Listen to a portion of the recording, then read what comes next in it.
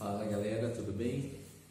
Como todo mundo está sabendo, então a gente não está podendo fazer o nosso culto presencial, mas o Paulo ele pediu para que eu trouxesse uma palavra para os jovens, nesse momento de reclusão social, para que a gente continue sendo edificado, para que a gente possa continuar sendo alimentado pela palavra de Deus, né?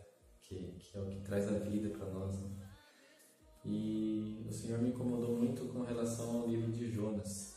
E várias coisas agora têm se encaixado, assim. Hoje a gente estava numa transmissão ao vivo com a apóstola Valnice, onde ela trouxe várias revelações de profetas das nações, não só para o Brasil, mas para o mundo de uma forma geral, né, para todas as nações, onde a mão de Deus estava vindo pesar sobre nós, sobre os nossos pecados, sobre os pecados da nação.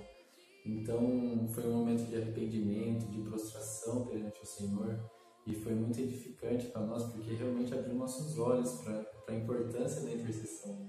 Às vezes a gente pensa assim, a gente não tem nada a ver com isso, eu sou da igreja, eu vou para o meu culto, eu sirvo ao Senhor, e eu não tenho problema, deixa isso para o pessoal da intercessão lá, que já tem o ministério da intercessão, então deixa com eles essa parada aí, porque para mim não importa.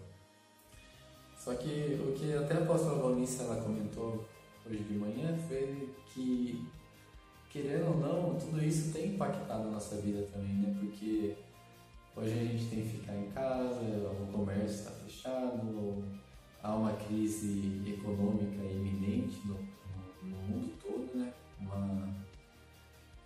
Que eu creio que até o Trump, né? Presidente dos Estados Unidos, disse essa semana que é uma das maiores crises desde a Segunda Guerra Mundial. E o que a apóstola trouxe para nós assim, é isso, que realmente é o momento para a igreja se posicionar, né? Então nós temos que estar firmes na palavra, temos que aproveitar esse tempo de quarentena, não para ficar no Netflix, para ficar assistindo filme, para ficar em casa, descansando, não sei o quê. A gente tem que aproveitar esse tempo para que a gente possa realmente estar juntos em oração e juntos em espírito. A gente pode não estar junto presencialmente, mas a gente está junto no mesmo espírito.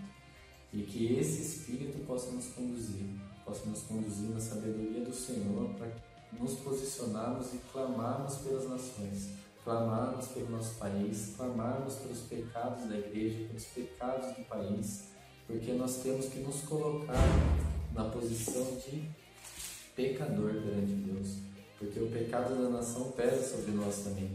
Por mais que a gente não tenha feito diretamente, a gente está sobre a nação e a gente acaba colhendo as consequências disso. E o que eu queria trazer para vocês hoje é sobre o profeta Jonas, que é a partir do capítulo 1. Uma coisa que eu queria só salientar assim é que muitas vezes a gente escuta sobre Jonas e a gente pensa logo no peixe grande, né? Mas o peixe grande, ele não foi nada mais do que um instrumento de Deus no meio desses 4 capítulos do livro. E eu comecei a estudar sobre ele essa semana e vi que tinha muita coisa assim que acaba sendo atual nos dias de hoje, né? E eu queria ler com vocês, a partir do verso 1, então. A palavra do Senhor veio a Jonas, filho de Amitai. Vai agora à grande cidade de Nínive e prega contra ela, porque a sua maldade subiu até mim. Jonas, porém, fugiu da presença do Senhor, na direção de Tarsis. Descendo para Jope, achou um navio que ia para Tarsis. Pagou a passagem e embarcou nele, a fim de ir para Tarsis, fugindo da presença do Senhor. Mas o Senhor enviou um forte vento sobre o mar, e caiu uma tempestade violenta, de modo que o navio estava a ponto de se despedaçar. Então os marinheiros tiveram tanto medo que cada um clamou ao seu Deus e atiraram a carga do navio ao mar, para deixá-lo mais leve. Mas Jonas havia descido ao porão do navio e, tendo-se deitado, dormia profundamente. O que a gente pode ver aqui? Fazendo uma analogia para os nossos dias, a gente pode ver esse navio como o nosso planeta hoje, né? Ele foi atacado ali, no caso, por uma grande tempestade, que no próprio livro, aqui no próprio texto, ele diz que quem enviou esse vento forte sobre o mar e a tempestade foi o Senhor. Então, às vezes a gente, como o apóstolo Valnice disse hoje de manhã, às vezes a gente aceita a bondade de Deus, mas a gente não aceita a justiça de Deus. E fazendo essa analogia, os marinheiros, eles seriam as pessoas que não conhecem a Deus, né? Eles estavam perdidos no meio dessa turbulência toda no meio do mar. Imagina que deve ter sido assustador, uma tempestade, e eles jogando tudo para fora, desesperado. Cada um começou a orar pelo seu Deus, a clamar por um Deus diferente. Eles se agarraram em toda a esperança que eles poderiam ter, né? E aqui diz que Jonas havia descido ao porão do navio e, tendo se deitado, dormia profundamente. E aqui a gente pode fazer uma analogia com a igreja, né? Às vezes, no meio de tanta turbulência, tanta coisa que a gente está passando, tanto desespero das nações, a igreja está como? A igreja está dormindo.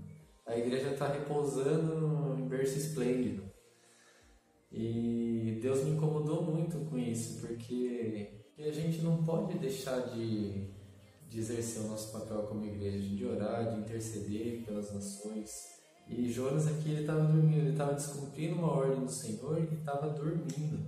Como que ele conseguiu dormir no meio de uma tempestade como essa, né?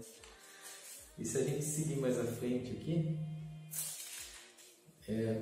o capitão dirigiu-se a ele e dirigiu-se a Jonas: que fazes tu dormindo? Levanta-te, clama ao teu Deus, talvez assim ele se lembre de nós para que não morramos. E cada um dizia ao seu companheiro: vinde e lancemos sortes, para sabermos quem é o culpado por essa tragédia que nos sobreveio. Então lançaram sortes e a sorte caiu sobre Jonas. Então lhe disseram: declara-nos agora por culpa de quem nos sobreveio essa tragédia. Que ocupação é a tua? De onde vens? Qual é a tua terra? E de que povo tu és? Ele lhes respondeu: eu sou hebreu, adorador do Senhor, e o Deus do céu, que fez o mar e a terra seca. Então os homens ficaram com muito medo e disseram: que é isso que fizeste? Os homens sabiam que ele fugia da presença do Senhor, pois lhes havia contado. Ainda lhe perguntaram: que faremos para que o mar se acalme? Pois o mar ia se tornando cada vez mais tempestuoso. Ele respondeu: pegai-me e lançai-me ao mar, e ele se aquietará, pois sei que essa grande tempestade vos sobreveio por minha causa. Então, o que eu vejo aqui? Que Jonas, ele reconhece que ele falhou.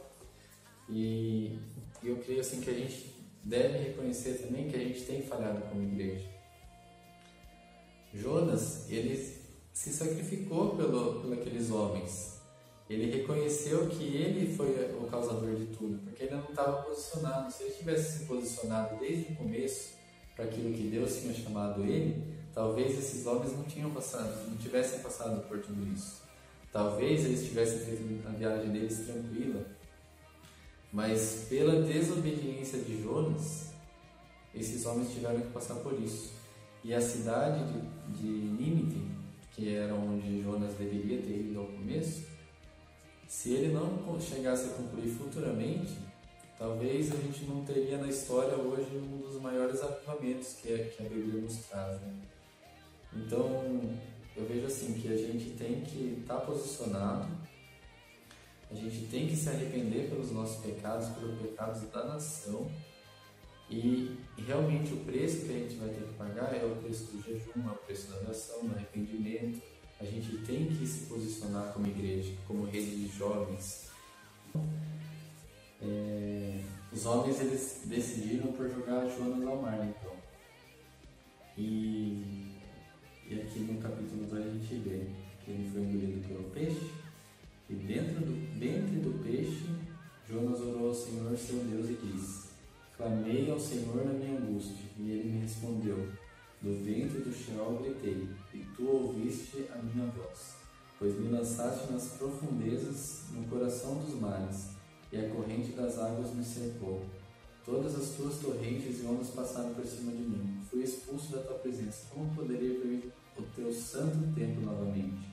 As águas me cercaram até a alma, o abismo me rodeou, e as águas se enrolaram na minha cabeça. Então a gente vê aqui que depois que tudo isso aconteceu com Jonas, ele se arrependeu, ele passou por essa turbulência no navio, ele passou junto com os marinheiros, ele sacrificou sua vida, porque ele não sabia que ia ter um peixe lá para engolir ele. Imagina você falar, me joga no mar no meio de uma tempestade, é quase certo que você não vai sobreviver, né? Então ele se arrependeu mesmo, ele entregou a vida dele para garantir que a vida dos marinheiros fosse preservada, né? E depois que o peixe grande ele cuspiu Jonas de volta, né, vomitou Jonas, a gente vê aqui que o Senhor veio novamente a Jonas. Então tudo isso aqui que aconteceu foi tudo providência de Deus, desde a tempestade, o peixe grande que engoliu ele, tudo isso foi a mão de Deus agindo para que se cumprisse a palavra que tinha sobre a vida de Jonas. E aqui no capítulo 3 a gente vê que a palavra do Senhor veio a Jonas pela segunda vez. Vai agora à cidade de Nínive e proclama a mensagem que eu te ordeno. Jonas foi imediatamente para Nínive, segundo a palavra do Senhor. Nínive era uma cidade grande e se levava 3 dias para percorrer. Jonas começou a percorrer a cidade por um dia, clamando: Nínive será destruído daqui a 40 dias. Então a gente vê aqui que tudo isso que ele passou trouxe uma mudança de mentalidade para a vida de Jonas, né? E eu creio, assim como a apóstola Ronice falou hoje também, que esse é um tempo de renovo para a igreja, que é um tempo da gente se posicionar. E o que tem sido profetizado é que depois desse período, nada mais vai ser como antes, vai ser um período de transformação, um período onde a igreja vai ser refinada, onde nós vamos nos unir cada vez mais em oração, onde a gente vai querer buscar cada vez mais a presença do Senhor. Eu creio que é um novo tempo para nós, um novo tempo para a rede de jovens, é um novo tempo para a igreja das nações, não só do nosso Brasil, da nossa cidade, mas das nações como um todo. Eu creio que esse é um tempo para que nós possamos nos arrepender e nos posicionarmos perante o Senhor. Um tempo onde vai haver crescimento, onde vai haver mais conhecimento da palavra, onde nós vamos poder nos aprofundar. Esse tempo de quarentena não é um tempo de diversão para a gente ficar em casa curtindo um filme, curtindo um seriado. É um tempo onde a gente tem que se aprofundar na palavra do Senhor. E saiba de uma coisa: Deus tem palavras proféticas para o Brasil e para as nações, de que essa epidemia duraria até a Páscoa. Mas tudo isso, toda aliança que Deus faz conosco tem uma condição, né?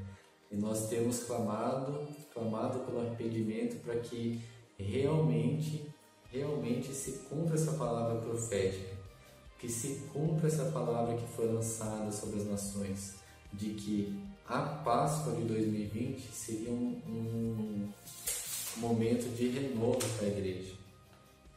As nações entrariam em tumulto até a Páscoa. A praga nos testaria até a Páscoa. Chuck Pierce profetizou isso.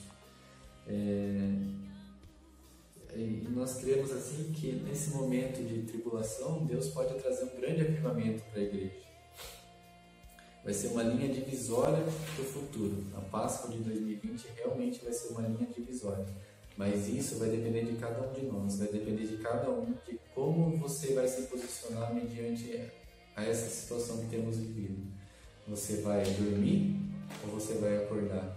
Você vai despertar para aquilo que o Senhor tem chamado a gente?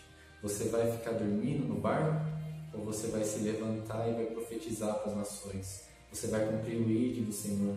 Você vai se posicionar para que quando tudo isso passar, você esteja posicionado, você esteja firme, que nós possamos viver um avivamento dentro das nossas casas nesse momento, que nós tenhamos comunhão com os nossos parentes que moram com a gente, com os nossos amigos através da internet, que nós não deixemos que essa situação esfrie a nossa fé, esfrie a comunhão dos irmãos. Em nome de Jesus eu falo isso. Bom, pessoal, e para finalizar, eu queria recomendar que vocês assistissem essa ministração da apóstola Valnice, que foi ministrada hoje de manhã. Então a gente vai deixar o link disponível para vocês, só clicar ali. Não é uma ministração curta, é uma ministração longa, mas que é muito edificante e vai trazer muitas coisas assim reveladoras para a nossa vida. E eu espero que vocês sejam edificados e que a graça do Senhor esteja sobre a vida de vocês nesse momento, que a paz dele repouse sobre cada um que estiver ouvindo esse vídeo, em nome de Jesus.